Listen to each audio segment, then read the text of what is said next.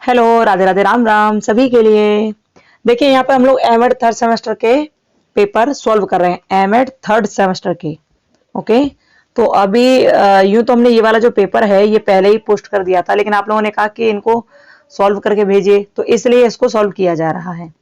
301 का पेपर है ये, बी वाला। और ये प्री सर्विस इन सर्विस वाला है। इससे पहले जो किया था वो 301 का बी वाला ही था, लेकिन वो केवल री एग्जाम का था, है ना, री एग्जाम का था केवल। लेकिन ये जो पेपर है ये मेन एग्जाम का है, इसमें मेन री और एक्स स्टूडेंट सब का है ये। यानी कि पहले पेपर ये हुआ था, उसके बाद वो हुआ था जो हमने परसों डाला था। ठीक है, तो ध्यान रखना, ये एमएड थर्ड सेमेस्टर का पेपर है और ये मेन एग्जाम है सेशन 2020-22 वाला, जो 2023 में हुआ था। और ये पेपर 301 बी है। ठीक है, 2022 वाला एग्जाम है। प्री सर्विस और इन सर्विस वाला है, विशेष ध्यान रखना। इसके क्वेश्चन आंसर हम लोग करेंगे और जिससे आपको बहुत आइडिया लग जाएगा। इससे पहले हम 301 का एक पेपर और डाल चुके हैं, उसको देख लेना आप, नहीं देखा हो तो। और ये और वो पेपर जो डाला गया था वो, इन दोनों को मिलाकर और कुछ क्वेश्चन और हम डाल देंगे, जिससे आप कम से कम इतना कर ले जाओगे कि आप पेपर में पास हो जाओ, है ना।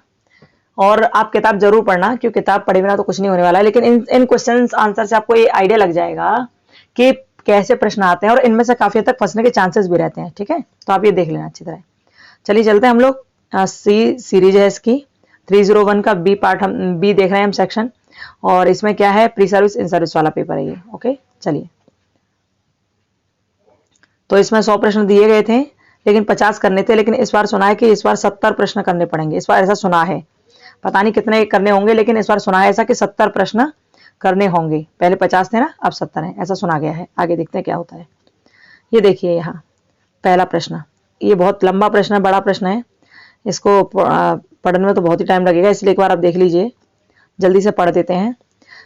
अच्छा, एक बात और आपको बता दूं कि आपको किसी भी प्रश्न में कुछ भी डाउट हो, कुछ भी, कमेंट बॉक्स में कमेंट करना, उसको रीचेक किया जाएगा। यहाँ पर कोशिश की गई है हर प्रश्न का उत्तर सही देने की। यदि आपको किसी भी प्रश्न में डाउट हो तो आप कमेंट बॉक्स में कमेंट कर दीजिएगा, ठीक है, जिसको रीचेक किया जा सके।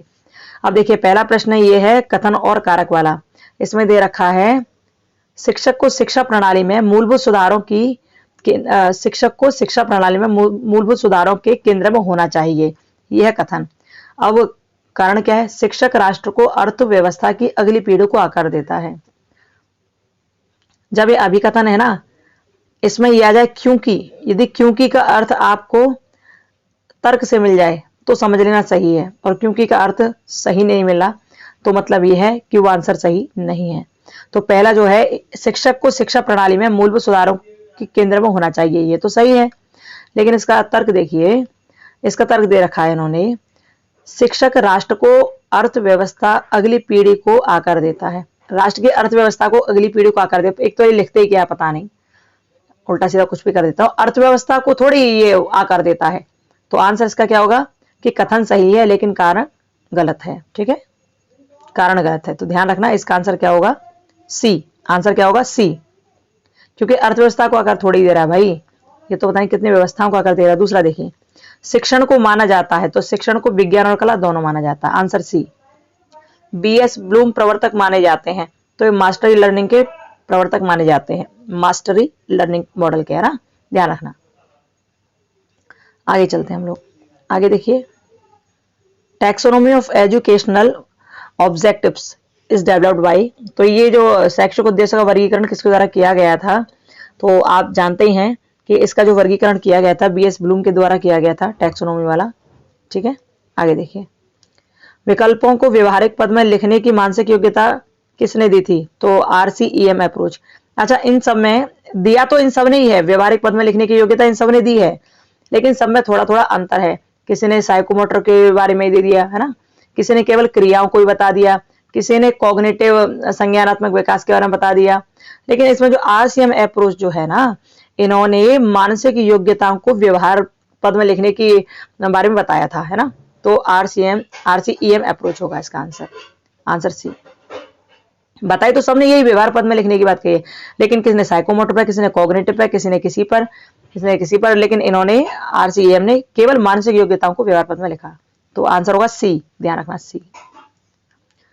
शिक्षण कौशल प्रयोग किए जाते हैं, तो कहाँ प्रयोग किए जाते हैं भैया? कक्षा के अंदर भी बाहर भी, यानी कि अधिगम प्रक्रिया में, लर्निंग प्रोसेस में। संशोधित ब्लूम वर्गीकरण में ज्ञानात्मक अधिगम के कितने स्तर हैं? तो आपको पता ही है कि ज्ञानात्मक अधिगम जो है, कॉग्निटिव लर्निंग जो है, ब्लूम ने कितने पार्ट्स में बताया था? ये 6 पार्ट बताया था। कितने में? 6 इसके भाग बताए थे। इसके नाम बताना यदि आपको याद हो तो। 6 पार्ट्स इसके, ठीक है। सी इसका आंसर होगा। 8वां देखिए, शिक्षक दिवस कब मनाया जाता है? तो शिक्षक दिवस मनाया जाता है 5 सितंबर को, आपको पता है। लेकिन अंतर्राष्ट्रीय शिक्षक दिवस कब मनाया जाता है, बताना, ठीक है। आगे देखिए, राष्ट्रीय शिक्षक शिक्षा परिषद का मुख्यालय कहाँ स्थित है? यानी कि एनसीटी का मुख्यालय कहाँ है? दिल्ली में है। ओके। राष्ट्रीय शिक्षा परिषद संवैधानिक संस्था के रूप में कब अस्तित्व में आई? यानी कि ये कॉन्स्टिट्यूशनल बॉडी कब बना? तो ये 95 में। कब? 95 में। ओके, तो ये याद रखना, क्योंकि इसमें बच्चे बहुत कंफ्यूज रहते हैं कि ये कब बना था। तो विशेष रूप से ध्यान रखना कि 17 अगस्त 1995 को इसे संवैधानिक दर्जा प्राप्त हुआ था। वैधानिक दर्जा 17 अगस्त 1995। क्या नायकीय प्रणाली? यह नायकीय प्रणाली है, नाटकीय नहीं है, ध्यान रखना। ये नायकीय प्रणाली है। एक नायक का जो गुण होता है ना, वो, तो जब आप, ऐसा होता है जब टीचर चले जाए आपकी क्लास से और आपको मॉनिटर बना के चले जाए, तो क्या क्या कर जाते हैं कि इसमें डिसिप्लिन बनाए रखना, ठीक है। तो क्या होता है, शिक्षक की अनुपस्थिति में क्या होता है कि आप रिप्रेजेंटेटिव हो, है ना, तो आप क्या करोगे? डिसिप्लिन बनाकर चलोगे, कक्षा में अनुशासन, ठीक है। टीचिंग तो करोगे नहीं, है ना। चलो आगे देखें। जिला शिक्षा एवं प्रशिक्षण संस्थान खोलने का प्रस्ताव किसने दिया था? यानी डाइट खोलने का प्रस्ताव किसने दिया था? तो ये सुझाव किसने दिया था? तो इसके बारे में हम लोग लिखेंगे कि ये सुझाव दिया था ना, वो दिया था राष्ट्रीय शिक्षा नीति 1986 में, है ना। ये सुझाव दिया गया था कि आपको डाइट की स्थापना करनी चाहिए, 1986। आगे देखिए, पशु प्रशिक्षित किए जाते हैं परंतु शिक्षक शिक्षित किए जाते हैं, ये किसने कहा था?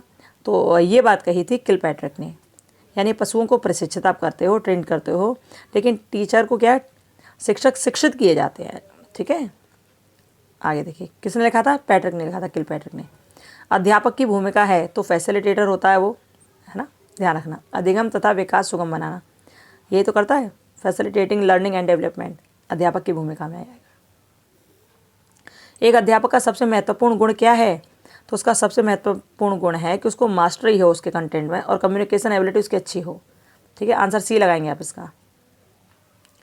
यदि आपको प्रश्न सही नहीं दिख रहे हों तो जो वीडियो के ऊपर 3 डॉट्स है ना, 3 डॉट्स ये, इनको क्लिक करके हाई क्वालिटी कर लेना। अच्छा, एक बात और आपको बतानी है कि हम इतना मेहनत करके आपके लिए ये वीडियो बनाते हैं, कहीं से क्वेश्चन अरेंज किए, उसका आंसर करवाया, फ्री किया, उसके बाद आपके पास डालते हैं, इसमें समय, नेट, सब चीज़ बहुत टाइम लगता है, लेकिन आप लोग लाइक तक नहीं करते, शेयर तक नहीं करते, थोड़ा अच्छा सा नहीं लगता है ना, थोड़ा अच्छा नहीं लगता है। इसलिए ध्यान रखना, यदि इस वीडियो पर लाइक शेयर ज़्यादा मिले, अच्छा लगा, तो ये आगे की वीडियो को सॉल्यूशन डालेंगे, नहीं तो हम नहीं डालेंगे, क्योंकि इतना टाइम हमारे पास भी कहाँ होता है कि आपके लिए इतनी मेहनत करें, पूरा दिन लगाएं और फिर आपके लिए वीडियो या शेयर करें, उसके बाद ये आप लाइक शेयर और सब्सक्राइब करो ही नहीं, तो क्या मतलब है फिर डालने का, है ना।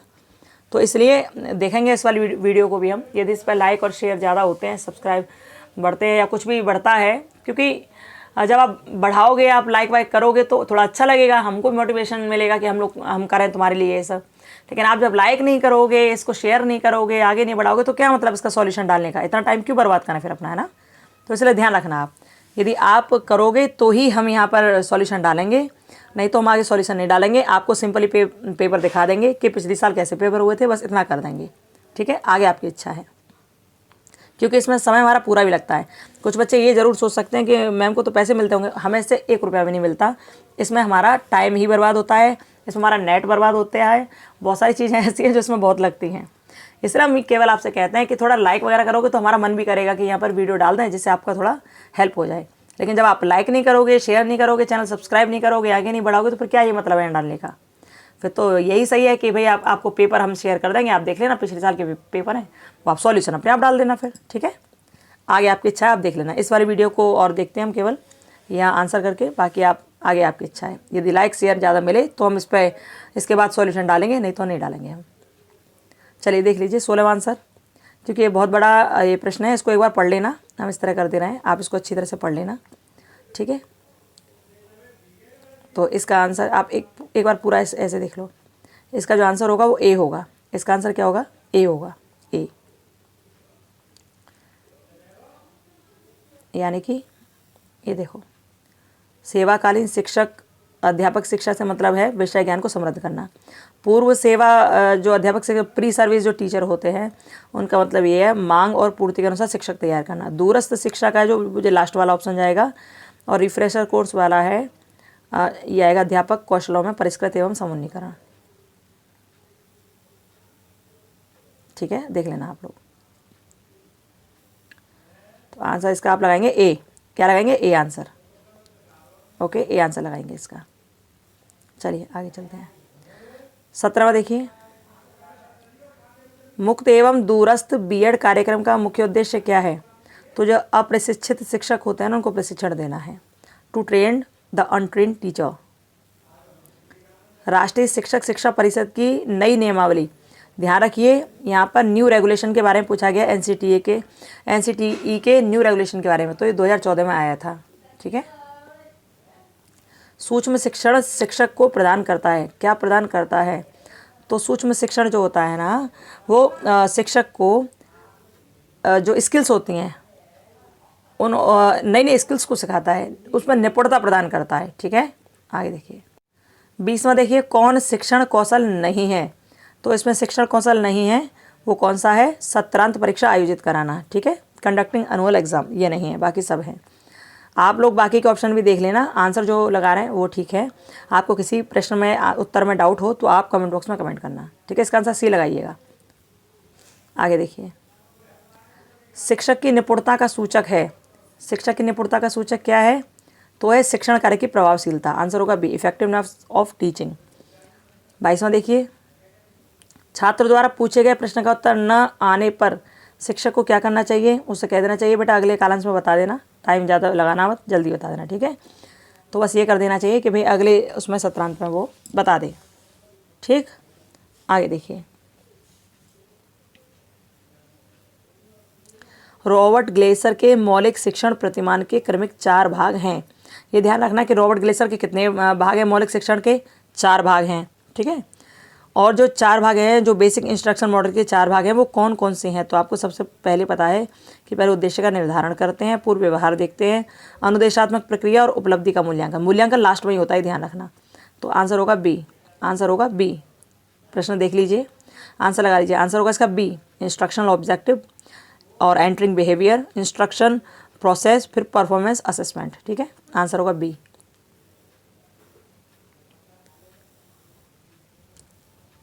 24 देखिए, अग्रिम संगठक शिक्षण प्रतिमान किसका योगदान है? यानी who contribute an advance organise teaching model, ये किसने दिया था? तो डीपी आसुवेल ने दिया था इसको, डीपी आसुवेल। इसमें कौन सा आधुनिक शिक्षण मॉडल परिवार ब्रूस आर जॉयस द्वारा प्रस्तावित? देखिए इसमें कौन सा आधुनिक शिक्षण मॉडल परिवार ब्रूस आर जॉयस द्वारा प्रस्तावित किया गया? तो ये ब्रूस आर जॉयस ने कौन सा मॉडल प्रस्तावित किया था, ये पूछ रहे हैं। ठीक है, तो इसमें सूचना प्रसंस्करण मॉडल, पर्सनल मॉडल और सोशल इंटरवेंशन मॉडल, तीनों ये सही हैं। तो आंसर होगा डी।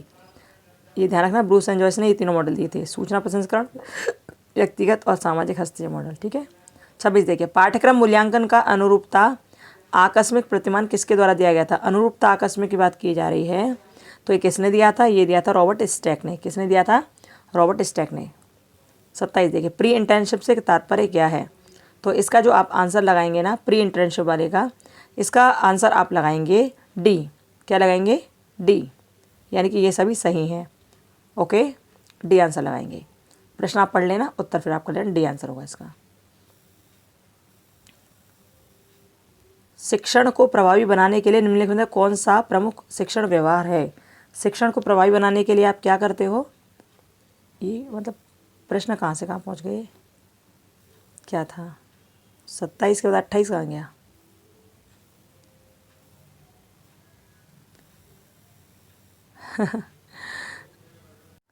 ये देखिए आगे पीछे पेज हो गया था। ये देखिए, 2 वर्षीय बीएड कार्यक्रम में इंटर्नशिप की अवधि होती है। तो 2 वर्ष का जो बीएड कार्यक्रम होता है ना उसमें इंटर्नशिप की अवधि होती है 6 माह। ठीक है, कितनी होती है? 6 माह। आगे देखिए, अध्यापक शिक्षा पाठ्यक्रम के घटक होते हैं। तो क्या क्या होते हैं? शिक्षक, विभिन्न शिक्षा शास्त्री और समाजशास्त्री, सारे सही हैं। ओके, 29 का आप लगाएंगे डी। 30वां देखिए, शिक्षण प्रतिमान के विभिन्न घटकों में शामिल है। तो ये सभी शामिल हैं इसमें, शिक्षण प्रतिमान में गोल, सिंटैक्स और सोशल सिस्टम सब शामिल हैं। पाठ्यचर्या मूल्यांकन के चरण हैं। तो कौन से चरण है पाठ्यचर्या मूल्यांकन के? ये सभी हैं। ओके, क्या लगाएंगे? डी आंसर लगाएंगे इसका। अब देखिए 32वां देखिए, पाठ्यचर्या मूल्यांकन की आवश्यकता क्यों है? तो आवश्यकता है भैया इसके संशोधन हेतु, तो आवश्यकता है ही है। मूल्यांकन की आवश्यकता क्यों है? इसके संशोधन के लिए भी है, और व्यक्ति के संबंध में निर्णय लेने हेतु, प्रशासन नियमन हेतु भी है, और पाठ्यचर्या के निर्माण के लिए भी है। क्योंकि जब हमको लगता है कि हमने इसका मूल्यांकन कर लिया और लगता है कि गलत है, तो उसमें संशोधन करते हैं। कभी कभी नई हम बनाकर तैयार भी करते हैं, ये भी होता ना। तो आंसर होगा इसका डी। ठीक है, अब 33वां प्रश्न देखते हैं। 33वां प्रश्न है, शिक्षण को प्रभावी बनाने के लिए निम्नलिखित में से कौन सा प्रमुख शिक्षण व्यवहार है? आपको यदि शिक्षण को प्रभावी बनाना है तो इनमें से कौन सा प्रमुख शिक्षण व्यवहार है, इसमें ये बताना है। तो आंसर होगा इसका सी, सीखने की प्रक्रिया में छात्रों का जुड़ाव रखना। यदि आप शिक्षण को प्रभावी बनाना चाहते हो तो बच्चों को उसमें लगाओ, उन्हें उसमें रोल प्ले कराओ, उन्हें समझाओ, उसी चीज़ में लगाओगे ना तो बच्चे आराम से पढ़ेंगे, समझेंगे और अच्छी तरह से कर पाएंगे। ठीक है, आंसर लगाएंगे सीखने की प्रक्रिया में छात्रों का जुड़ाव। 34 देखिए, समाकलित अध्यापक शिक्षा कार्यक्रम किसके द्वारा प्रदान किया जाता है? समाकलित यानी कि इंटीग्रेटेड टीचर एजुकेशन किसके द्वारा दिया जाता है?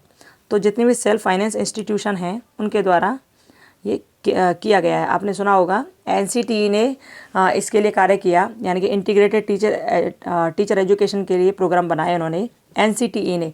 और एनसीटीई के साथ साथ 57 सेल्फ फाइनेंस यूनिवर्सिटी थी, यानी 57 यूनिवर्सिटियाँ थीं जिन्होंने इसके लिए इंटीग्रेटेड टीचर एजुकेशन के लिए कार्य किया। ठीक है, तो एनसीटीई इसका आंसर तो ये है, लेकिन सेल्फ फाइनेंस होना चाहिए ना। तो सेल्फ फाइनेंस इंस्टीट्यूशन की बात कही गई थी। अब देखो हम आपसे फिर कह रहे हैं, आपको किसी में भी डाउट हो तो आप कमेंट बॉक्स में कमेंट कीजिएगा, तो उसको रीचेक किया जाएगा। क्योंकि इसमें बहुत बच्चों का डाउट है, तो इसको भी रीचेक किया जाएगा यदि आपको लगता है तो। ठीक है, आंसर इसका आप अभी ए लगा सकते हैं।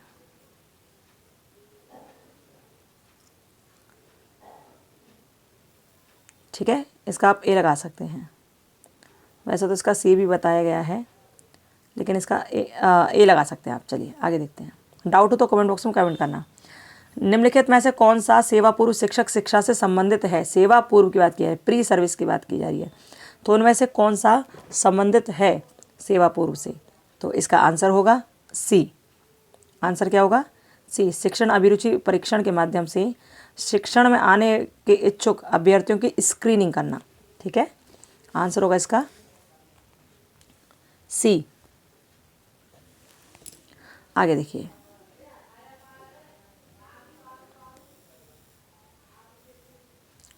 थर्टी 36 देखिए, संकाय सुधार कार्यक्रम किससे संबंधित है? Faculty improvement programme with associated with किससे है? तो जो विद्यालय होते हैं, विश्वविद्यालय, यूनिवर्सिटीज़ वगैरह, उससे रिलेटेड है। अध्यापक शिक्षा के पाठ्यक्रम के क्रियान्वित की जिम्मेदारी किसकी है? पाठ्यक्रम की जिम्मेदारी कौन लेता है इसके क्रियान्वित की? तो इसकी जो जिम्मेदारी ली जाती है वो ली जाती है अध्यापक शिक्षा संस्थाओं के द्वारा। ठीक है, टीचर एजुकेशन इंस्टीट्यूशंस द्वारा। शोध का वह प्रकार जो विद्यालयी शिक्षा के विभिन्न क्षेत्रों में गुणात्मक सुधार ला सके। गुणात्मक सुधार लाने के लिए चूँकि विद्यालयी शिक्षा है और उसमें गुणात्मक सुधार और विकास करना है, तो एक्शन रिसर्च ज़्यादा अच्छी है। कौन सी रिसर्च? एक्शन रिसर्च ज़्यादा अच्छी है। ठीक है, गुणात्मक सुधार लाने के लिए, विकास के लिए। 2 या 2 से अधिक शिक्षक पाठ्य योजना व अनुदेशन को बांट कर पढ़ते हैं। तो 2 या 2 से शिक्षक का मतलब ये है टीम टीचिंग हो रही है यहाँ पर। ठीक है, टीम टीचिंग हो रही है, तो क्या लगाएंगे आप? दल शिक्षण। क्या लगाएंगे? दल शिक्षण। आगे चलते हैं। 40 देखिए, उच्च ज्ञानात्मक एवं भावात्मक उद्देश्यों की प्राप्ति किस प्रविधि के द्वारा की जाती है? तो उच्च ज्ञानात्मक और भावात्मक की कैसे प्राप्त करते हैं? डिस्कशन के द्वारा, कक्षा कक्ष परिचर्चा प्रविधि द्वारा। ठीक है, आगे देखिए, उच्च अधिगम की वह अनुदेशात्मक तकनीकी की प्रस्तुतिकरण एवं परिचर्चा समाहित करती है।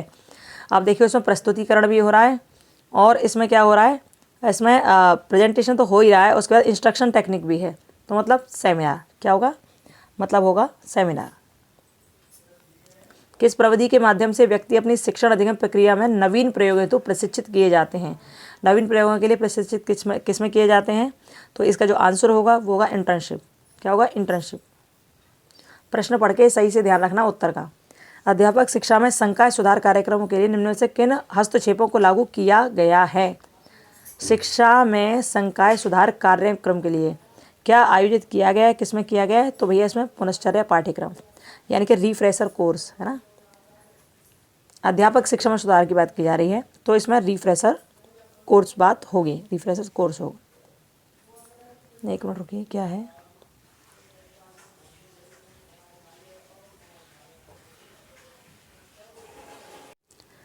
इसका जो आंसर होगा ना 43 का आंसर जो होगा, अध्यापक शिक्षा में संकाय सुधार की बात की जा रही है ना, फैकल्टी इंप्रूवमेंट की बात की जा रही है, तो वही उसमें कॉन्फ्रेंस और सेमिनार सही होगा इसमें, क्योंकि फैकल्टी इंप्रूवमेंट की बात है, अध्यापक शिक्षा में सुधार की बात नहीं है, अध्यापक संकाय सुधार की बात है, तो कॉन्फ्रेंस एंड सेमिनार। ठीक है, 43 का आंसर होगा डी, सी नहीं होगा, डी होगा, डी, ध्यान रखना।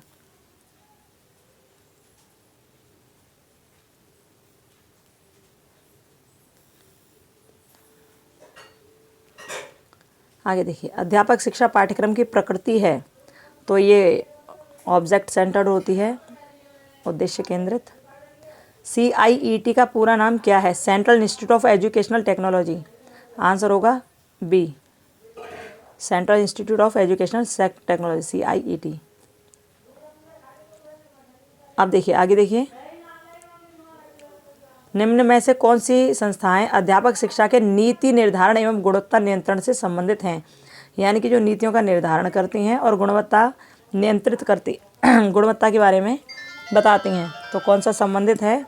आंसर देखिए, आंसर होगा इसका बी, यानी कि थर्ड फोर्थ और फिफ्थ, थर्ड फोर्थ और फिफ्थ, NCERT, SCERT, NCT। ठीक है, आंसर होगा बी, थर्ड फोर्थ और फिफ्थ, NCERT, SCERT, NCETE। क्या ही बोल रहे हैं। देखिए 47, देखिए यहाँ देखिए, ये 47वां प्रश्न है, भारत में सेवाकालीन अध्यापक शिक्षा कार्यक्रम के आयोजन में निम्नलिखित में से क्या महत्वपूर्ण नहीं है? तो इसमें से क्या महत्वपूर्ण नहीं है? आंसर है वित्तीय बजट और आधारभूत संरचना को बढ़ाना। आंसर सी होगा इसका। ठीक है, ओके, चलिए 48 देखिए, योग्यता निर्माण के लिए ओरिएंटेशन और रिफ्रेशर कोर्स उपकरण हैं, यानी orientation and refresher course are the devices for competency building in. तो रिफ्रेशर कोर्स और जो ओरिएंटेशन प्रोग्राम होते हैं वो किसके लिए हैं, ये पूछ रहे हैं। ठीक है, वो किसके लिए हैं? तो आप जानते हैं कि वो जो होते हैं जो इन सर्विस टीचर हैं उनके लिए है। ठीक है, इन सर्विस टीचर एजुकेशन के लिए। 49 देखिए, को सेवाकालीन शिक्षण प्रतिमान का सिद्धांत नहीं माना जाता है। तो इनमें से कौन सी ऐसी चीज़ है जिसको सेवाकालीन शिक्षण प्रशिक्षण का सिद्धांत नहीं माना जाता है? तो आप इसमें जो आंसर होगा, कौन सा आंसर लगाएंगे इसमें? इसमें आंसर लगाएंगे ए, पाठ्यचर्या और पाठ्यक्रम सुधार। अच्छा देखो, यहाँ शायद थोड़ा सा क्लियर नहीं दिख रहा है हमको धूप में, तो लेकिन आपको तो बिल्कुल सही नज़र आ रहा होगा। एक्चुअली बात क्या है कि आपको पता त्यौहार का टाइम है, हल्ला गुल्ला ज़्यादा हो रहा है बाहर, इसलिए थोड़ा उन सबसे दूर आकर ये बनाई जा रही है आपके लिए वीडियो। तो एक आध शब्द में यदि कुछ मिस्टेक हो जाए बोलने में तो समझ लेना कि हाँ शायद दिख नहीं रहा होगा धूप में इतना। ठीक है, तो देख लीजिए, इसका आंसर जो होगा ना, इसका आंसर होगा ए, पाठ्यचर्या और पाठ्यक्रम सुधार। आंसर होगा इसका ए। बाकी सब में सेवाकालीन शिक्षण प्रशिक्षण सिद्धांत है। ठीक है, चलिए आगे देखते हैं। सेवाकालीन शिक्षक शिक्षा का संबंध किससे नहीं है? यहाँ सेवाकालीन शिक्षक शिक्षा का संबंध किससे नहीं है, ये वो पूछ रहे हैं। तो भाई किससे नहीं है, तो इसका जो आंसर लगाएंगे ना, शिक्षण संस्थाओं का प्रशासन, है ना। क्या लगाएंगे? शिक्षण संस्थाओं का प्रशासन से सेवाकालीन शिक्षक शिक्षा का संबंध नहीं है। ठीक है, 51 देखिए, सेवाकालीन कॉलेज शिक्षकों में गुणवत्ता सुधार हेतु यूजीसी द्वारा प्रारंभ किया गया। तो क्या प्रारंभ किया गया? तो भैया जो एकेडमिक स्टाफ कॉलेज हैं और HRDC मानव संसाधन विकास केंद्र है वो स्टार्ट किया गया। आंसर होगा इसका डी। ठीक है, ध्यान रखना, प्रश्नों को ध्यान से पढ़ना, उत्तर भी ध्यान से लगाना। सेवाकालीन कॉलेज शिक्षकों में गुणवत्ता सुधार हेतु UGC द्वारा HRDC मानव संसाधन विकास केंद्र प्रारंभ किया गया। ओके, 52 देखिए, निम्न में कौन शैक्षिक प्रशासनिक ढांचे का एक स्वायत्त निकाय नहीं है, यानी कि एजुकेशनल एडमिनिस्ट्रेटिव स्ट्रक्चर नहीं है, तो वो कौन सा नहीं है? इनमें कौन सा प्रशासनिक ढांचे का स्वायत्त यानी कि ऑटोनोमस बॉडी नहीं है, ये पूछ रहे हैं। ठीक है, तो जो ऑटोनोमस बॉडी इनमें से नहीं है वो हम लोग कह सकते हैं कि NCTE। वैसे तो देखो ये भी है क्योंकि ये वैधानिक निकाय तो है ही, लेकिन अपने मन से भी काम करता है, पर इसका जो सारा भार है ना, जो कार्यभार है वो केंद्र सरकार निभाती है ना। केंद्र सरकार इसको आदेश देती है, सब कुछ करती है। बाकी सारी जो ये हैं सब, ये सब ऑटोनोमस बॉडी हैं। ठीक है, तो NCT आप इसका लगा सकते हैं। आंसर होगा बी। निम्न में से किस शिक्षा नीति द्वारा SCERT की स्थापना का सुझाव दिया गया था? SCERT की स्थापना का सुझाव कौन सी वाली शिक्षा नीति ने दिया था? तो इसका आंसर होगा ए, राष्ट्रीय शिक्षा नीति 1986। ठीक है, ए आंसर लगाएंगे। 54 देखिए, निम्न में से क्या सेवाकालीन शिक्षक शिक्षा का उद्देश्य नहीं है? ये ध्यान रखना, सेवाकालीन है या सेवा पूर्व है, ये आप ध्यान रखिएगा। ठीक है, तो क्या नहीं है? तो इसमें छात्रों को ग्रेड और अंक में सुधार करना, ये नहीं है। ठीक है, बाकी सब है। डी आंसर होगा इसका। कौन सी संस्था छात्रों के लिए शैक्षिक सामग्री एवं शिक्षकों के लिए सहायक सामग्री विकसित करने हेतु जिम्मेदार है? तो कौन जिम्मेदार है इसमें? छात्रों के लिए शैक्षिक सामग्री एवं शिक्षकों के लिए सहायक सामग्री कौन उपलब्ध कराता है? तो इसका जो आंसर होगा वो होगा NCERT। क्या होगा? NCERT। सेवाकालीन शिक्षक शिक्षा कार्यक्रम के प्रकार हैं, तो ये जितने प्रकार दिख रहे हैं ना, ये सारे प्रकार हैं इसमें। आंसर होगा डी, ओरिएंटेशन, रिफ्रेशन, सम्मेलन, कार्यशाला है। ठीक है, आंसर डी लगा रहा है इसका 56 का। 57 देखिए, अरे 57 कहाँ है? वो ये तो 60 है। 57 देखिए, अब आते दिखाते हैं आपको। ये देखिए, ये रहा 57 वाला क्वेश्चन। निम्न में से क्या एक ओरिएंटेशन कार्यक्रम का उद्देश्य है? तो इसका आंसर आप लगाएंगे बी, पाठ्य पुस्तकों में अपनाए गए नए उपागमों में शिक्षकों को परिचित कराना। ठीक है, ये आंसर होगा इसका बी। ओके, चलिए, सेवाकालीन शिक्षक प्रशिक्षण कार्यक्रम आयोजित करने में शिक्षक प्रशिक्षण संस्थानों को किस समस्या का सामना नहीं करना पड़ता है? कौन सी समस्या का सामना नहीं करना पड़ता? तो भैया इसमें डी आंसर लगेगा, सरकारी रोक का सामना नहीं करना पड़ता है। ठीक है, आंसर लगाएंगे डी। 59 देखते हैं। निम्न में से कौन सेवाकालीन शिक्षक प्रशिक्षण कार्यक्रम का अनुवर्ती है? कौन फॉलोअप करता है? तो इसका जो आंसर होगा ये होगा सभी। ठीक है, सभी फॉलो करते हैं। चर्चा समूह, प्रश्नावली और शोध दिन, वैसे तो ये ज़्यादा सही है, लेकिन इसमें सभी आएंगे। ठीक है, चर्चा समूह, प्रश्नावली और ये रिसर्च। ठीक है, आगे देखते हैं। ये देखिए, सेवाकालीन शिक्षक प्रशिक्षण कार्यक्रम संरचनावाद के सिद्धांत पर आधारित होना चाहिए, जिसमें शामिल है, तो ये सारी चीज़ में शामिल हैं सेवाकालीन में, सामूहिक कार्य, प्रस्तुतिकरण और practice exercise and hands on experience. ठीक है, सब शामिल हैं, इसलिए इसका आंसर होगा डी। 61 देखिए, स्वयं ऑनलाइन पाठ्यक्रमों के लिए एक एकीकृत ऑनलाइन सुविधा है, स्वयं का पूर्ण रूप क्या है? तो आपको पता ही है इसका क्या है, study wave of learning, active learning for young aspiring mind. ठीक है, ओके, आंसर क्या लगाएंगे इसका? Study wave of active learning for young aspiring mind. ठीक है, ये लगाएंगे।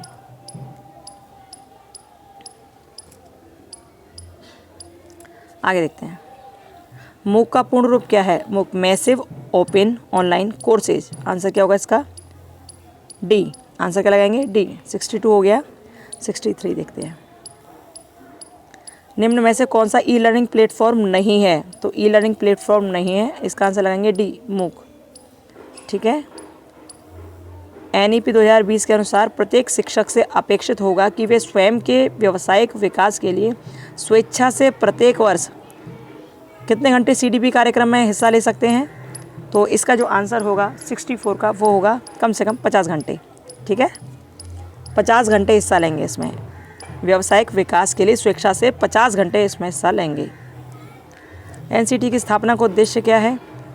तो देखिए आंसर लगाइए ए, आंसर ए, शिक्षक शिक्षा में गुणवत्ता सुधार। 65 का क्या लगाएंगे? ए लगाएंगे, ठीक है। 66 देखते हैं। निम्न में कौन सा संस्थान भारत में स्कूली शिक्षकों के व्यवसायीकरण विकास के लिए सीधे तौर पर जिम्मेदार है? अब यहाँ स्कूली शिक्षकों के व्यावसायिक विकास की बात चल रही है, तो इसमें कौन सीधे तौर पर जिम्मेदार है? तो इसका जो आंसर होगा वो होगा NCERT, आंसर सी, NCERT। सेवाकालीन शिक्षक शिक्षा प्रशिक्षण कार्यक्रम के मूल्यांकन के परिणाम सहायक हैं। सेवाकालीन की बात की जा रही है, तो ये किस में सहायक हैं? तो आप विशेष ध्यान रखना, भविष्य में सेवाकालीन शिक्षक प्रशिक्षण कार्यक्रम में, ठीक है। 68, एक अधिगम उपागम जो आमने सामने और ऑनलाइन तरीके से करते हैं, तो होती है ब्लेंडेड लर्निंग, मिश्रित अधिगम, सी। 69 देखिए, बड़ा हल्ला हो रहा है, त्यौहार पर बड़ा हल्ला हो रहा है, टैग बैग बज रहे हैं चारों तरफ, आप इसको देख लीजिए सही से, ठीक है। निम्नलिखित में मिलान करना है और इसका जो आंसर होगा वो बी होगा, ठीक है, बी होगा, इसका आंसर लगाना बी, मिला लेना आप लोग अपने आप। बी कैसे होगा? देखिए ए का होगा सेकंड, NPTEL इंजीनियरिंग होगा, ठीक है, और जो बी होगा उसका फोर्थ होगा। CEC का क्या होगा? स्नातक शिक्षा, बी का होगा फोर्थ, CEC का स्नातक शिक्षा। अरे भाई क्या हो रहा है ये, ठीक है। बी CEC का होगा स्नातक शिक्षा, और जो सी वाला है NCERT एंड NIOS, इसका होगा विद्यालय शिक्षा, और NITTR का होगा ये जो NITTR का होगा शिक्षक प्रशिक्षण कार्यक्रम, ठीक है। ध्यान रखना, आंसर होगा बी, बी होगा इसका आंसर, ठीक है। इसका ये होगा, CEC का ये होगा, इसका ये होगा, और NITTR का शिक्षक प्रशिक्षण कार्यक्रम होगा। देखिए निम्नलिखित कुछ बुनियादी अध्यापन क्षमताओं की सूची है, उनमें से कौन सी क्षमताएं व्यवहार अनुच्छेद के अंतर्गत आती हैं? व्यवहार की बात की जा रही है कि कौन सी इसमें आती हैं, तो आंसर क्या होगा इसका? आंसर होगा इसका डी, संप्रेषण। नहीं, आंसर इसका डी, पूरा पढ़ लीजिए इसको एक बार, ठीक है। निम्नलिखित कुछ बुनियादी अध्यापन क्षमताओं की सूची है, उनमें से कौन सी क्षमताएं व्यवहार अनुच्छेद के अंतर्गत आती हैं? तो ये व्यवहार अनुच्छेद इस तरह बताना है, इनमें कौन कौन से आते हैं। तो इसका जो आंसर आप लगाएंगे ना, इसका आंसर क्या लगाएंगे आप? आंसर इसमें देखिए पढ़िए, आत्म क्षमता, नियोजन, नियंत्रण की स्थिति और संप्रेषण। तो इसका जो आंसर होगा वो होगा बी और डी, यानी कि नियोजन और संप्रेषण। क्या होगा? नियोजन और संप्रेषण। आंसर क्या लगाओगे इसमें? डी लगाओगे। देखो यहाँ सही से एक तो नज़र नहीं आ रहा है, अब नीचे बड़ा हल्ला गुल्ला हो रहा है ना। बी और डी आंसर इसको, यानी डी आंसर होगा इसका, ध्यान रखना। आगे देखते हैं 71 क्या लिखा है इसमें। यह समझने में सक्षम होने के लिए कि बच्चे कैसे बढ़ते हैं और कैसे सीखते हैं, शिक्षक प्रशिक्षुओं के पाठ्यक्रम में क्या सम्मिलित करना चाहिए? तो भाई शैक्षिक मनोविज्ञान जो होता है ना, वो शामिल करना चाहिए, जिससे वो सीख पाएँ कि विद्यार्थी कैसे पढ़ रहे हैं, कैसे बढ़ रहे हैं, कैसे सीख रहे हैं। आंसर सी लगाएंगे इसमें। शिक्षण कौशल, शैक्षणिक सिद्धांत, व्यावसायिक कौशल, इन तीनों से मिलकर क्या बना है? तो टीचर एजुकेशन, ठीक है, टीचर एजुकेशन। आंसर ए लगाएंगे। व्यावसायिक या पेशेवर विकास का क्या अर्थ है? व्यावसायिक या पेशेवर विकास, इसका अर्थ क्या है? इसका मतलब ये है कि अब जो समग्र दक्षताओं का विकास हो रहा है, ठीक है, development of all over competencies. Answer क्या लगाएंगे इसका? डी लगाएंगे, 73 का डी। 74 देखिए, वैश्विक अर्थव्यवस्था में शिक्षा की बढ़ती ज़रूरतों को पूरा करने के लिए कार्यरत शिक्षकों को उनके कौशल, ज्ञान और अनुभव का अद्यतन करने के लिए प्रदान करना आवश्यक है। मतलब अपडेट कर रहे हैं ना, इसमें आपके ज्ञान को अपडेट किया जा रहा है। मतलब है कि आप सेवाकालीन शिक्षा में हो, ठीक है, सेवाकालीन शिक्षक शिक्षा। आगे देखते हैं, शैक्षिक तकनीकी में सम्मिलित है। तो शैक्षिक तकनीकी में शिक्षण विधियाँ होती ही होती हैं, है ना, और ये प्लानिंग भी उसमें चलती है शैक्षणिक तकनीक में। तो इसलिए इसका आंसर होगा डी। और अभियांत्रिकी भी होती है। सूक्ष्म शिक्षण अंग है। सूक्ष्म शिक्षण किसका अंग है? तो ये व्यवहारिक टेक्नोलॉजी का है। अरे भैया जी तो साउंड बजा बजा के बैंड बाजे, ये सुनने थोड़ी देंगे आपको। सूक्ष्म शिक्षण अंग है व्यवहार तकनीकी का। सूक्ष्म शिक्षण, अनुकरणीय शिक्षा एवं फ्लैंडर्स इंटरैक्शन एनालिसिस किस शैक्षिक तकनीकी विषय वस्तु में आते हैं? तो सूक्ष्म शिक्षण आ गया तो समझ लीजिए आपकी ये व्यवहारिक टेक्नोलॉजी है, बिहेवियरल टेक्नोलॉजी, ठीक है। ये उद्देश्यों का व्यवहारगत रूप से लिखना किस कार्य के अंतर्गत आता है? तो देखो ये जो आता है प्लानिंग में आता है। किस में आता है? प्लानिंग में आता है, ठीक है। 78 का ए लगाएंगे आप, शिक्षण नियोजन में आता है। 79 देखते हैं, साफ दिख रहा है कि नहीं? दिखना होना चाहिए। निम्न में से कौन सी विधि शिक्षक व्यवहार, एक मिनट रुकिए, समझ नहीं आ रहा क्या लिखा है। हाँ अब देखिए इसको, निम्न में कौन सी विधि शिक्षक व्यवहार परिमार्जन विधियों के अंतर्गत नहीं आती है? तो ये सब आती हैं, लेकिन जो सी वाला है ये नहीं लगाएंगे इसमें, ठीक है। इंटरेक्शन एनालिसिस, आंसर होगा सी, इंटरेक्शन एनालिसिस। सूक्ष्म शिक्षण व्यवस्था का पहला पद कौन सा होता है? तो देखो सूक्ष्म शिक्षण व्यवस्था जो होती है, यदि इसके 12 स्टेप हम लोग देखते हैं, क्योंकि यहाँ पर यदि हम केवल 6 स्टेप वाला देखते तो बात कुछ और होती, लेकिन यहाँ ये जो दे रखे ना, planning, discussion regarding teaching, orientation और प्रेजेंटेशन ऑफ मॉडल लेसन, तो ये जो दिए हैं ना, ये वो 6 वाले नहीं हैं, यानी कि 6 स्टेप वाला नहीं है ये उन 6 स्टेप्स को भी खोलकर पूरी तरह से बताया गया है। यानी कि ये 12 स्टेप वाला आपको दिखाया गया है यहाँ पर, यानी कि माइक्रो टीचिंग यहाँ 12 स्टेप्स वाली दिखाई गई है। इसलिए यहाँ पर हम प्लानिंग नहीं करेंगे। कारण क्या है कि प्लानिंग हम इसलिए नहीं करेंगे क्योंकि यहाँ ये 6 स्टेप वाला नहीं है, यहाँ पर ये 12 स्टेप वाला माइक्रो टीचिंग दिखाया गया है। तो 12 स्टेप कौन कौन से होते हैं ये आपने वैसे तो पढ़ ही रखा होगा, है ना? नहीं पढ़ रखा हो तो बताते हैं। तो यहाँ जो सूक्ष्म शिक्षण व्यवस्था का प्रथम पद पूछा गया है, ये ध्यान रखना, ये 6 स्टेप वाले में से नहीं है, ये 12 स्टेप वाले और 9 स्टेप वाले में से है। तो ये यहाँ जो पूछा गया है ये 9 स्टेप वाला है। ये 9 स्टेप में जो पहला पद है वो पूछा जा रहा है। ये ना 12 वाला है ना 6 वाला है, 9 स्टेप वाला पद पूछा जा रहा है। तो इसमें जो पहला पद होता है वो होता है ओरिएंटेशन का। पहला पद होता है ओरिएंटेशन का, दूसरा होता है टीचिंग, डिस्कशन रिगार्डिंग टीचिंग, है ना। पहला होता है ओरिएंटेशन का, दूसरा होता है डिस्कशन रिगार्डिंग टीचिंग यानी शिक्षण कौशलों की चर्चा, और तीसरा होता है प्रेजेंटेशन, ठीक है। ये विशेष रूप से ध्यान रखना। और ये जो प्लानिंग वाला है ना, ये प्लानिंग वाला होता है 5वें नंबर पर आता है। प्लानिंग आता है 5वें नंबर पर। ये कौन से वाले हैं? ये है इस सूक्ष्म शिक्षण के सोपान, इस स्टेप जो है, और ये 9 वाले में से दिया रखा है, ठीक है। तो आंसर इसका ओरिएंटेशन होगा, प्लानिंग नहीं होगा।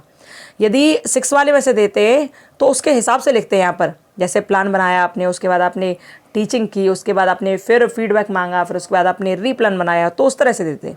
लेकिन यहाँ 9 वाला पूछा, इसलिए आंसर होगा इसका सी। सूक्ष्म शिक्षण चक्र में कितने पद होते हैं? तो कहीं 5 कहीं 6 दे रखा है, लेकिन आंसर होगा इसका 6, ठीक है। क्या होगा? 6। ओवरहेड प्रोजेक्टर को सम्मिलित किया जाता है। इसका आंसर आप में से किसी को बताओ तो बता देना। आंसर काफ़ी हद तक बी लगता है, लेकिन आप बता देना जिसको इसके बारे में पता चले, ठीक है। Answer B. विद्यालय की शिक्षा प्रयोगशाला में चल रहे प्रयोग को अन्य सभी कक्षाओं में उसी समय दिखाया जाए तो क्या कहते हैं? उसे कहते हैं शैक्षिक दूरदर्शन, एजुकेशनल टेलीविज़न। उसी समय दिखा रहे हैं, ठीक है, एजुकेशन टेलीविज़न। शिक्षण प्रतिमान एक प्रकार की क्या है? यानी कि शिक्षण प्रतिमान एक प्रकार की शिक्षण विधियाँ है, शिक्षण व्यूह रचनाएं हैं, शिक्षण युक्तियाँ हैं, कौशल हैं। तो भैया टीचिंग ये जो हैं व्यूह रचनाएं हैं, ठीक है, रणनीतियाँ हैं, स्ट्रैटेजीज।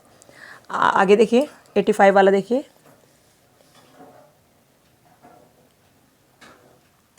85 देखिए।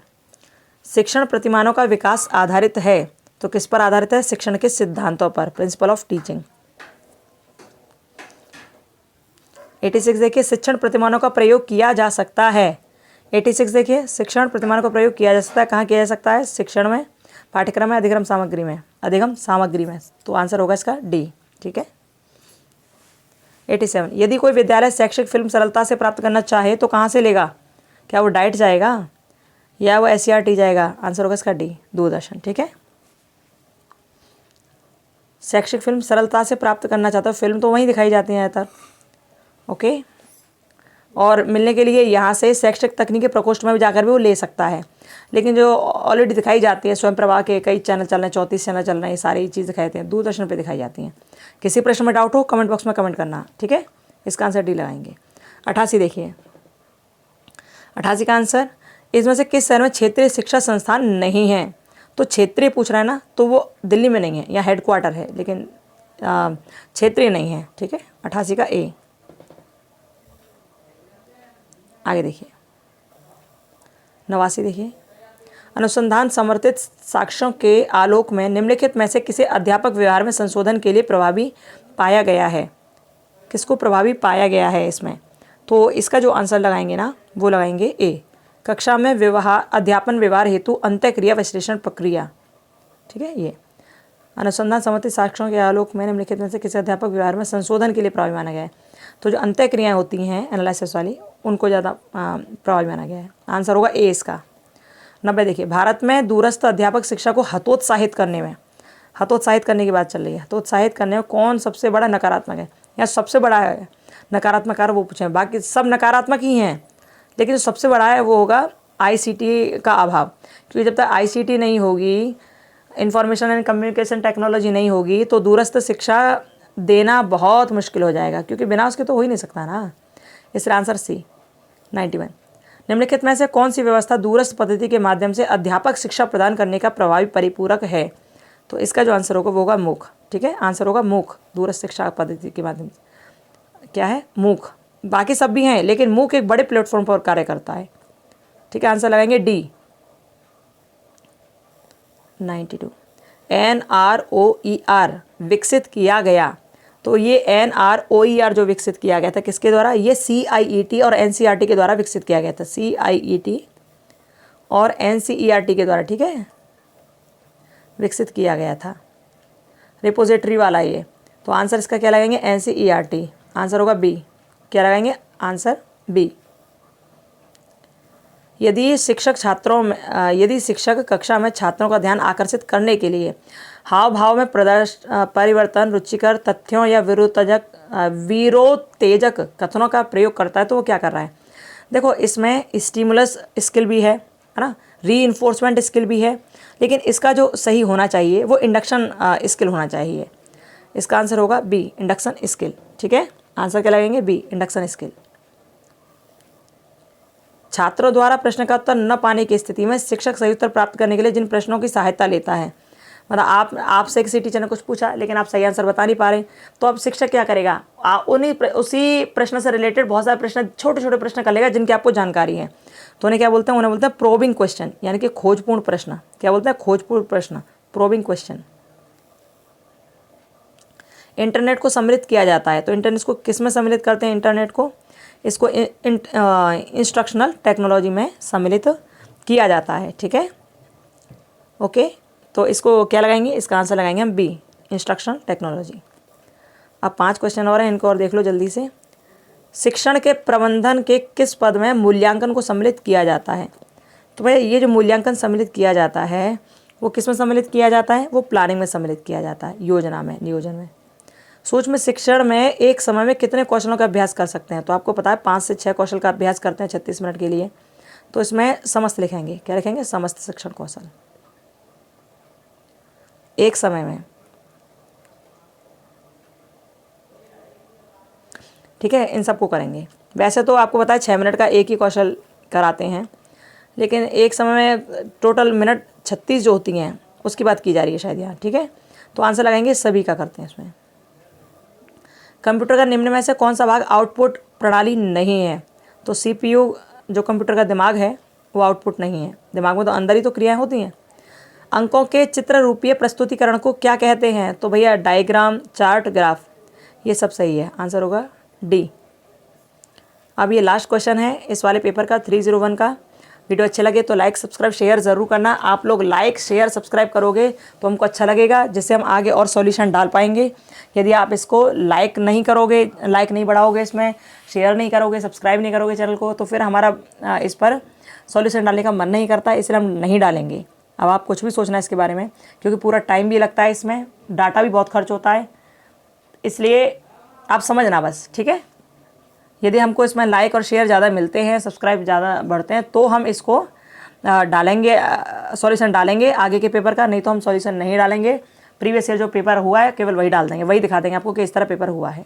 ओके, आगे आपकी इच्छा है। देखिए, संसाधन केंद्र किसके अधीन कार्य करते हैं?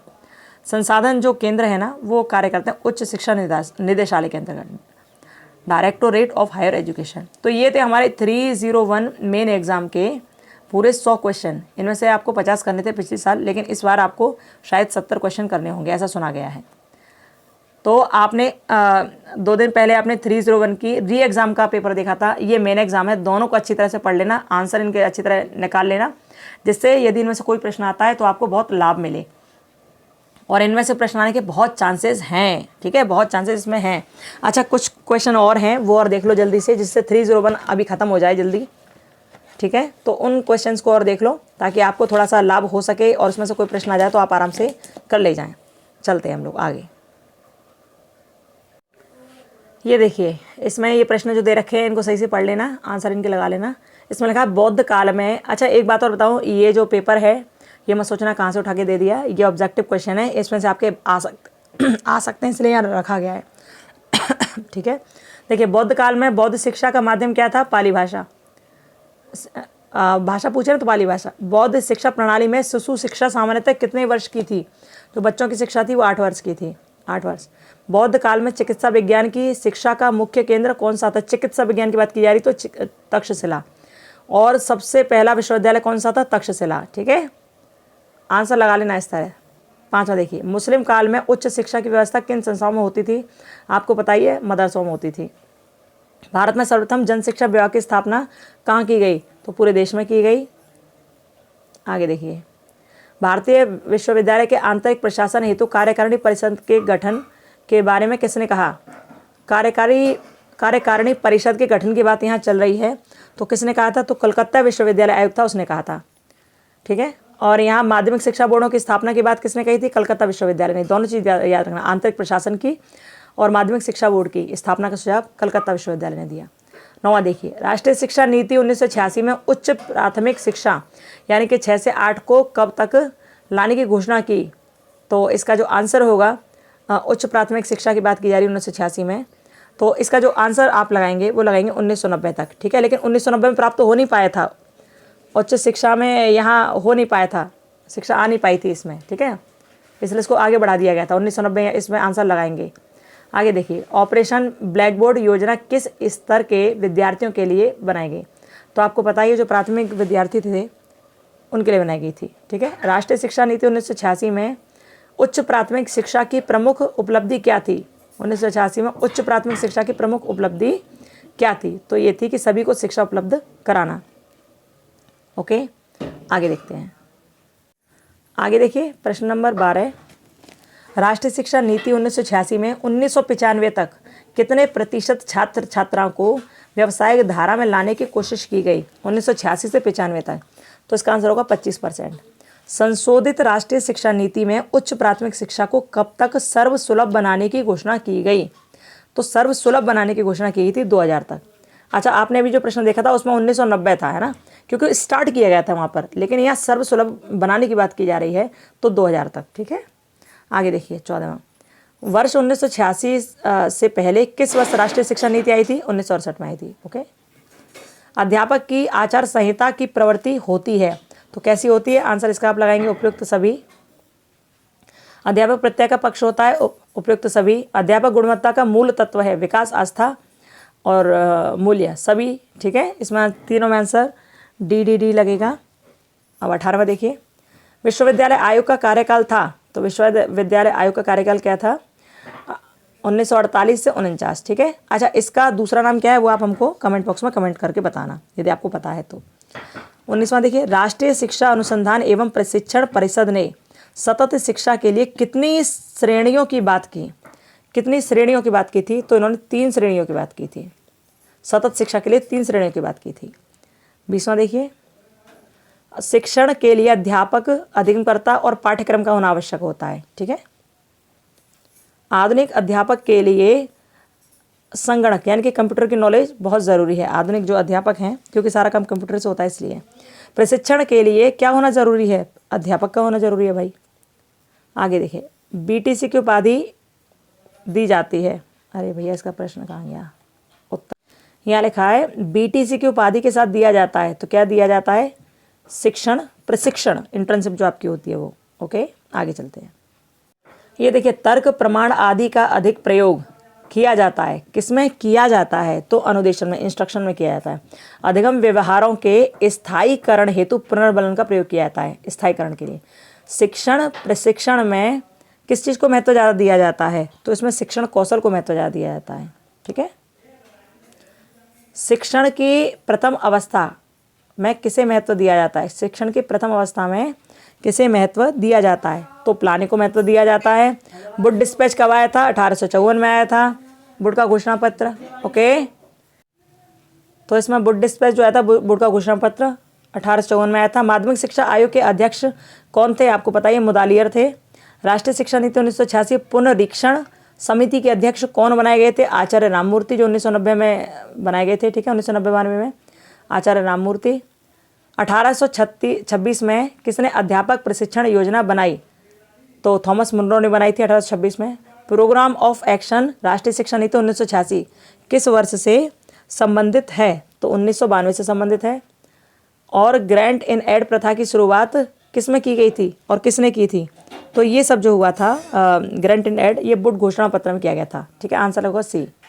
आगे देखिए, एनसीटीई को वैधानिक दर्जा कब मिला? तो इसका जो आंसर है वो 17 अगस्त 1995 है। 1995, ये याद 1995। ठीक है, इसमें कोई आंसर नहीं होगा, 95 लगाएंगे आप। 1995। इंटर्नशिप क्यों आवश्यक है? तो इंटर्नशिप क्यों आवश्यक है? व्यवसाय हेतु। ठीक है, यह होगा व्यवसाय हेतु। लास्ट में ऑप्शन क्या है? व्यवसाय हेतु। तो आंसर इसमें क्या था? इंटर्नशिप क्यों आवश्यक है? व्यवसाय हेतु और आपके व्यवहार के विकास हेतु। संसाधन अभाव की स्थिति में समान रूप से दक्षता से कार्य कर पाना किस गुण के कारण संभव है? तो ये आपके आत्मविश्वास के कारण। आप यदि आपके पास संसाधन नहीं फिर भी आप काम करते हो। ठीक है, तो आत्मविश्वास के कारण। आगे देखते हैं 37 देखिए, सेवाकालीन और सेवा पूर्व अध्यापक शिक्षा के मध्य दूर करना आवश्यक हो गया है। क्या? पृथक्करण। समाज को कैसा अध्यापक चाहिए यह निश्चित करने का कार्य कौन करता है? दार्शनिक। ठीक है, बच्चों के विकासात्मक पक्ष के लिए किस स्तर के अध्यापक शिक्षा कार्यक्रम पर बल दिया जाता है? तो आप बच्चों का विकासात्मक पक्ष देख रहे हो तो उसमें पूर्व प्राथमिक स्तर पर बल दिया जाता है। चैलेंज ऑफ एजुकेशन एक पॉलिसी परसेप्टिव का संबंध किस वर्ष से है? चैलेंज ऑफ एजुकेशन का जो संबंध है वो है 1995 से। ठीक है, इस तरह अब 301 के पेपर खत्म हुए। आप देख लेना, जितना हमने एक परसों जो डाला था, एक वो पेपर, एक आज ये पेपर, और ये कुछ क्वेश्चन आंसर, इनमें से आपको काफ़ी हद तक मिल सकता है। अच्छी तरह पढ़ लेना, समझ लेना। कोई डाउट हो तो कमेंट बॉक्स में कमेंट करना। किसी प्रश्न में कोई दिक्कत आए तो कमेंट बॉक्स में कमेंट करना। और जैसा कि हम आपको बता चुके हैं, लाइक और शेयर और सब्सक्राइबर ज़्यादा मिले तो फिर इसके लिए हम आपका क्या करेंगे, हम आपको हर प्रश्न का हर पेपर का सॉल्यूशन देंगे। अभी 302 303 भी रह गया, उनका भी सॉल्यूशन देंगे। यदि हमको लगता है कि लाइक नहीं दिए जा रहे हैं आप लोगों के द्वारा और हम ही अपना टाइम इसमें इतना लगा रहे हैं, इतना टाइम वेस्ट कर रहे हैं, तो फिर हम यहाँ पर सॉल्यूशन नहीं डालेंगे, केवल पेपर डालेंगे। ठीक है, चलिए आगे आपकी इच्छा है। आप लोगों के पेपर के लिए बहुत सारी शुभकामनाएं। बढ़िया तरह पेपर देना, आनंद के साथ देना, टेंशन नहीं लेना। जितना होगा सब बहुत अच्छा होगा। ठीक है, चलिए फिर मिलते, bye. Radhe Radhe, Ram Ram, bye bye.